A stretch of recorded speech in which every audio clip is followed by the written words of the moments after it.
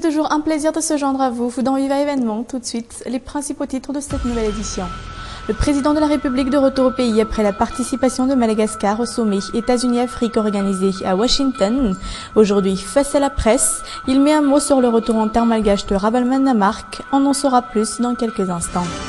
Les enseignants FRAM appellent à la sagesse de l'État concernant le recrutement des enseignants fonctionnaires. Ils revendiquent surtout la considération des diplômes et des années d'expérience. On en discutera également dans cette édition. 67 hectares, encore un problème foncier de plus. Des personnes mal intentionnées veulent vendre un terrain servant d'aire de jeu pour les enfants du quartier. Détail dans ce journal. Et enfin, dans l'actualité internationale, il y a la commémoration de la deuxième bombe atomique de l'histoire à Nagasaki. Cela fait 69 ans que cette ville japonaise a été atomisée par les États-Unis. Nous irons à Japon dans quelques instants.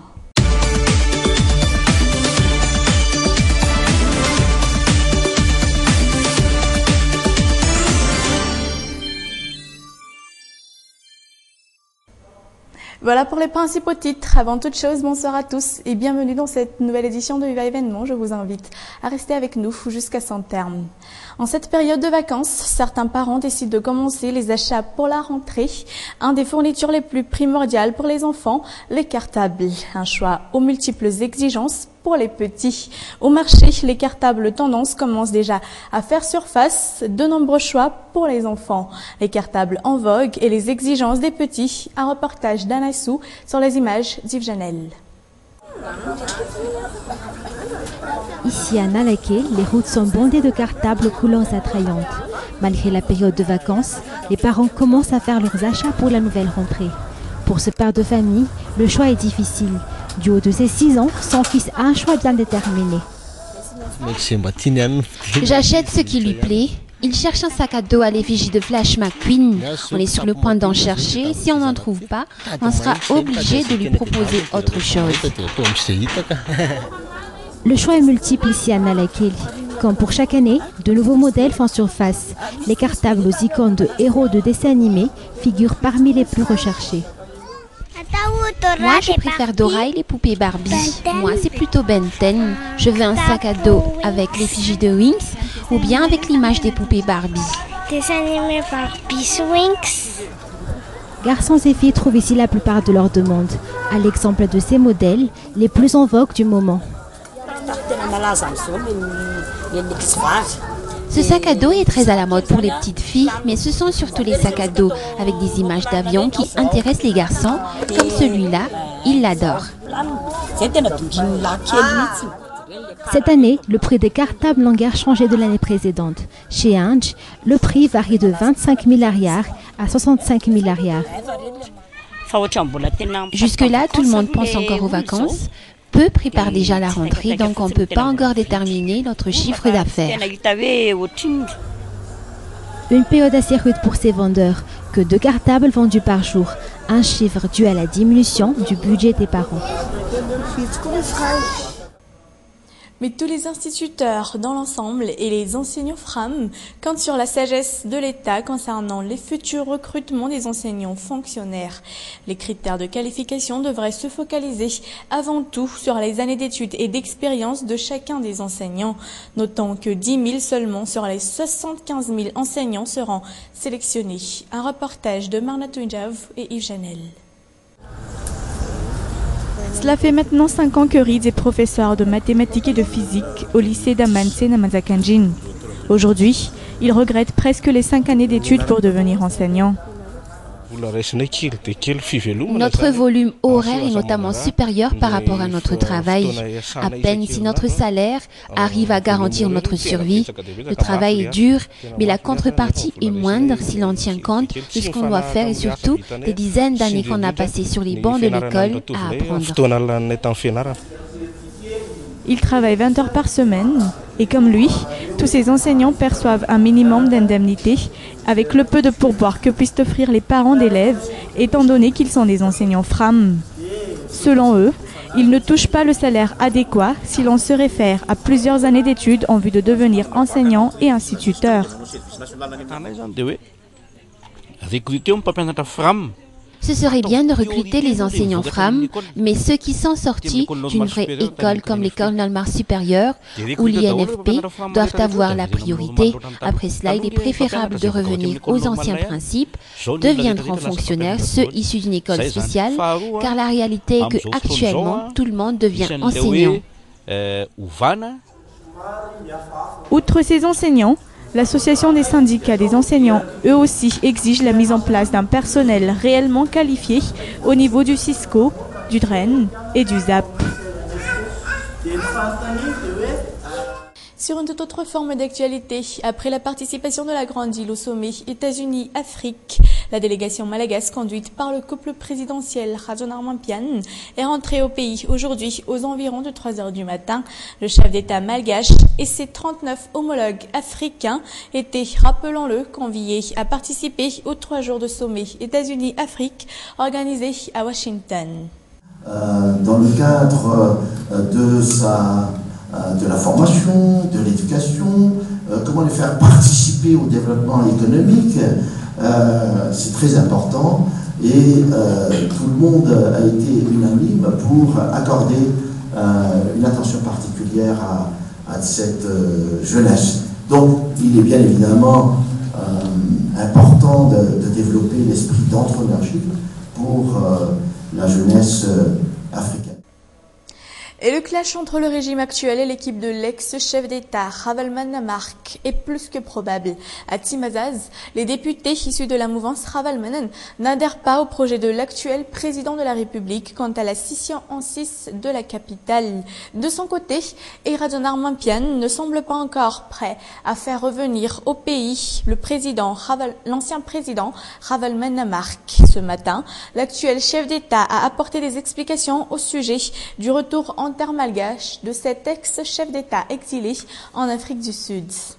Page fait divers, une arme offensive de marque MAS-36 a fait l'objet de saisies par les éléments de la gendarmerie nationale mardi dernier à un Boumassou. 2 motards ont été arrêtés. L'un d'eux a pu prendre la fuite si le conducteur a été arrêté. Un avis de recherche est lancé à cet effet au sujet de cet autre individu actuellement. Sur une toute autre forme d'actualité, les habitants de 67 hectares nord-est lancent un appel à l'endroit des responsables face au problème foncier qui sévit, un terrain servant d'espace de jeu depuis une trentaine d'années aux enfants du quartier.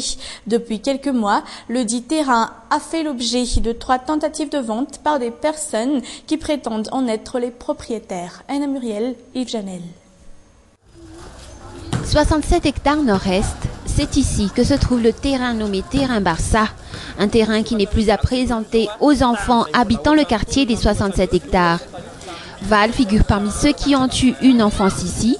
Il était parmi les jeunes garçons qui jouaient au ballon. C'est ici qu'on a grandi. À l'époque, c'était encore un marécage. Il y avait encore des broussailles et on y jouait au foot. Plus tard, on a aménagé le terrain.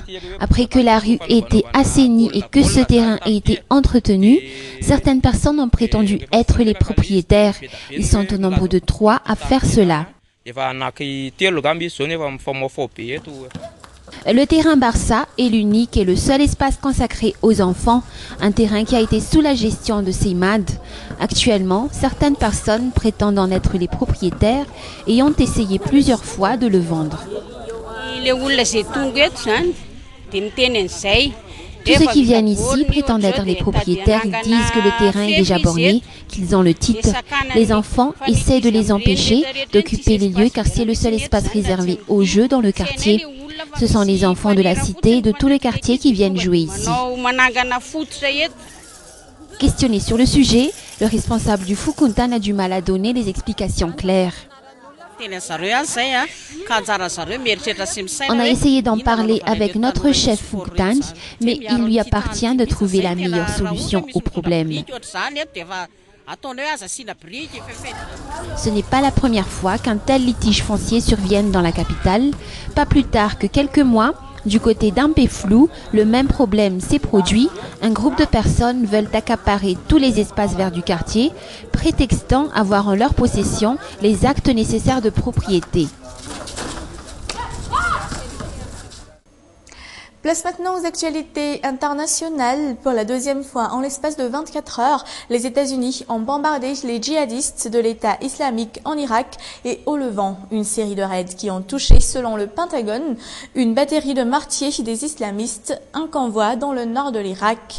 Les attaques ont été menées par des chasseurs F-18 et des drones. Elles font suite à la déclaration de Barack Obama sur la nécessité que les États-Unis interviennent en Irak pour défendre leurs intérêts, notamment protéger les civils et éviter un éventuel génocide. France 24. Vendredi, une première frappe menée par un drone élimine des positions djihadistes dans le nord de l'Irak. Puis c'est au tour des chasseurs américains de larguer des bombes sur l'artillerie de l'État islamique en Irak et au Levant. D'après la Maison-Blanche, les forces kurdes et les Américains postés à Erbil étaient directement menacés. Le président est déterminé à utiliser l'action militaire pour protéger les personnels américains visés en Irak. Il est déterminé à faire usage de la force militaire américaine pour faire face à une situation humanitaire urgente. Il est également déterminé à ce que les États-Unis ne s'engagent pas dans un conflit militaire prolongé. Depuis la prise de Mossoul en juin, les djihadistes ne cessent de progresser. Ils se sont emparés de Karakosh, la plus grande ville chrétienne d'Irak, et seraient actuellement à 40 km d'Erbil. La Maison-Blanche rappelle que les frappes américaines sont réclamées par le gouvernement irakien et les forces kurdes. Ça fait un moment que nous attendions cette décision de la part des États-Unis, parce qu'il est évident et clair que l'un des alliés les plus importants de la région pour lutter contre les terroristes, c'est la nation et le gouvernement kurde. Des dizaines de milliers de civils fuient devant l'avancée djihadiste. Les minorités chrétiennes et yazidis sont particulièrement menacées. Toujours dans l'actualité internationale, le Nigeria est touché à son tour par l'épidémie de fièvre hémorragique Ebola. Le pays décrète l'état d'urgence sanitaire. De nouveaux cas d'infection sont désormais confirmés, ce qui porte leur nombre total à 9. Le gouvernement a débloqué un peu plus de 11 millions de dollars pour faire face au risque de propagation dans le pays le plus peuplé du continent africain. Écoutez un porte-parole du gouvernement nigérian. Le pays décrète l'état d'urgence sanitaire. 2 nouveaux cas d'infection ils sont désormais confirmés, ce qui porte leur nombre total à 9. Le gouvernement a débloqué un peu plus de 11 millions de dollars pour faire face au risque de propagation dans le pays le plus peuplé du continent africain. Écoutez un porte-parole du gouvernement nigérien. Et comme je vous le disais en titre, il y a exactement 69 ans, la ville japonaise de Nagasaki a été atomisée par les États-Unis, tout comme Hiroshima 3 jours plus tôt. Comme d'habitude, comme à chaque année, les Japonais ont commémoré l'événement en mémoire des victimes de la deuxième bombe atomique de l'histoire. 70 000 personnes avaient trouvé la mort à l'issue de ces bombardements. Les Américains ne se sont jamais excusés jusqu'à aujourd'hui. L'usage de la bombe atomique a marqué la défaite du Japon et la fin de la Seconde Guerre mondiale. Mais actuellement de passage dans la grande île, Natasha Razaf-Sambach, élue Miss Union africaine, effectuera des œuvres sociales telles des visites d'hôpitaux et une vente privée destinée à faire connaître les produits respectant les normes dans les pays qu'elle a visités. De passage dans les studios de Viva, elle a pu s'entretenir avec nos collègues. Écoutons-la. Qui était atomisé par les États-Unis, tout comme Hiroshima 3 jours plus tôt. Comme d'habitude, les Japonais ont commémoré l'événement, manifestation en mémoire des victimes de la deuxième bombe atomique de l'histoire. 70 000 personnes avaient trouvé la mort. Les Américains ne se sont jamais excusés. L'usage de la bombe atomique a marqué la défaite du Japon et la fin de la Seconde Guerre mondiale. Fin de cette édition de Viva Événement. Merci à tous de votre attention. Prochain rendez-vous la semaine prochaine. Mais en attendant, restez sur Viva durant ce week-end. Vous ne serez pas déçus. Au revoir.